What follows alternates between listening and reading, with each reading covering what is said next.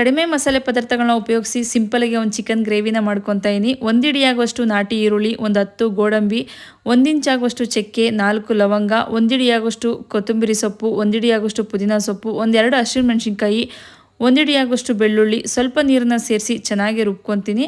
ಒಂದು ಪ್ಯಾನ್ನ ಬಿಸಿಗೆ ಇಟ್ಕೊಂಡು ಒಂದು 3 ಟೇಬಲ್ ಸ್ಪೂನ್ ಆಗುವಷ್ಟು ಎಣ್ಣೆ, 1 ಟೇಬಲ್ ಸ್ಪೂನ್ ಆಗುವಷ್ಟು ಬಟರು, 1/4 ಟೇಬಲ್ ಸ್ಪೂನ್ ಆಗುವಷ್ಟು ಸೋಂಪು, ಸಣ್ಣದಾಗಿ ಹಚ್ಚಿಟ್ಕೊಂಡಿರುವಂಥ 2 ಈರುಳ್ಳಿ, ಸ್ವಲ್ಪ ಕರಿಬೇವು, 1 ಕ್ಯಾಪ್ಸಿಕಮ್ನ ಸೇರಿಸಿ ಚೆನ್ನಾಗಿ ಫ್ರೈ ಮಾಡ್ಕೊತಾ ಇದ್ದೀನಿ. 3/4 kg ಆಗುವಷ್ಟು ಚಿಕನ್ನು, ರುಚಿಗೆ ತಕ್ಕಷ್ಟು ಉಪ್ಪನ್ನ ಸೇರಿಸಿ ಸ್ವಲ್ಪ ಚಿಕನ್ ಎಲ್ಲ ಸಾಫ್ಟ್ ಆಗೋವರೆಗೂ ಬೇಯಿಸ್ಕೊಬೇಕಾಗುತ್ತೆ. ಚಿಕನ್ನಲ್ಲಿರುವಂಥ ನೀರಿನಂಶ ಎಲ್ಲ ಡ್ರೈ ಆಗೋವರೆಗೂ ಸ್ವಲ್ಪ ಲಿಡ್ನ ಕ್ಲೋಸ್ ಮಾಡಿ ಚೆನ್ನಾಗಿ ಫ್ರೈ ಮಾಡ್ಕೊತಾ ಇದ್ದೀನಿ. ಚಿಕನ್ನಲ್ಲಿರುವಂಥ ನೀರಿನಂಶ ಎಲ್ಲ ಡ್ರೈ ಆದಮೇಲೆ 1 ಕಪ್ ಆಗುವಷ್ಟು ಟೊಮೊಟೊನ ಸೇರಿಸ್ಕೊಂಡು ಚೆನ್ನಾಗಿ ಫ್ರೈ ಮಾಡ್ಕೊತೀನಿ. ಇದಕ್ಕೆ ರುಬ್ಬಿಟ್ಕೊಂಡಿರುವಂಥ ಮಸಾಲೆನ ಸೇರಿಸಿ 1-2 ನಿಮಿಷ ಚೆನ್ನಾಗಿ ಫ್ರೈ ಮಾಡ್ಕೊಬೇಕಾಗುತ್ತೆ. ಮಸಾಲೆಯಲ್ಲಿರುವಂಥ ಹಸಿ ವಾಸನೆ ಎಲ್ಲ ಹೋಗೋವರೆಗೂ ಚೆನ್ನಾಗಿ ಫ್ರೈ ಮಾಡಿಕೊಂಡು ಸ್ವಲ್ಪ ಎಣ್ಣೆ ಬಿಡ್ತಿದೆ ಅನ್ನೋಂಥ ಟೈಮಲ್ಲಿ 1/2 ಟೇಬಲ್ ಸ್ಪೂನ್ ಆಗುವಷ್ಟು ಗರಂ ಮಸಾಲ ಮತ್ತು ಕಸ್ತೂರಿ ಮೆಂತ್ಯನ ಸೇರಿಸಿ ಚೆನ್ನಾಗಿ ಮಿಕ್ಸ್ ಮಾಡಿಕೊಂಡ್ರೆ ಚಪಾತಿ ಮತ್ತು ಅನ್ನಕ್ಕೆ ಸೂಪರ್ ಕಾಂಬಿನೇಷನ್ ಆಗಿ ಚಿಕನ್ ಗ್ರೇವಿ ರೆಡಿಯಾಗುತ್ತೆ.